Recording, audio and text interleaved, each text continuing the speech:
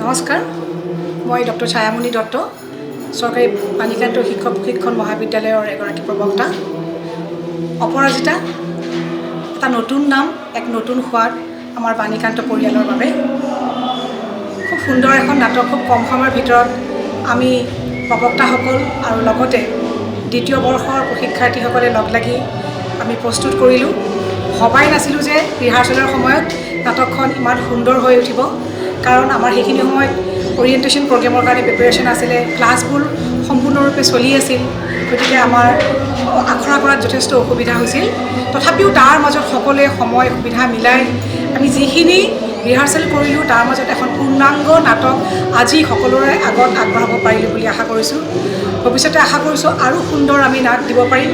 এই নাটকখনে আমাৰ বহুত মনোবল বঢ়াই দিলে আমাৰ মনোবল। আৰু বিশেষকৈ এই নাটকখন পৰিচালনা কৰিছে ডক্টৰ মৌচুমী চৌধুৰী আৰু সহ পৰিচালনা মনোৱাৰ হুছেইন। তেখেতসকলৰ কষ্টক স্বীকৃতি দিবই লাগিব। আৰু আনকি আমি মনোৱাৰ হুছেইন দেৱৰ ঘৰলৈ গৈও তেখেতৰ তাত ষ্টুডিঅ'ত আমি ভইচ ডাবিং কৰিছিলোঁ, দৌলাশালালৈ গৈ। এইবিলাক আমাৰ খুব ভাল লগা স্মৃতি হৈ ৰ'ব।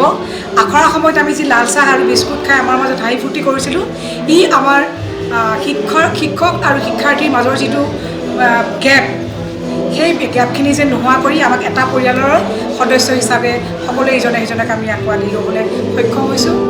বাণীকান্ত পৰিয়াল আৰু আগুৱাই যাব, এয়া আমাৰ আৰম্ভণিহে।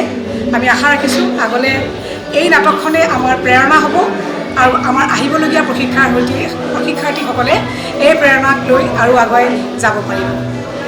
খুব ধন্যবাদ জনাইছোঁ আপোনালোকক, আৰু আশীৰ্বাদ কৰিব সকলোৱে যাতে আমি বাণীকান্ত পৰিয়ালে আৰু ভাল এনেকৈ উপহাৰ আগবঢ়াই যাব পাৰোঁ।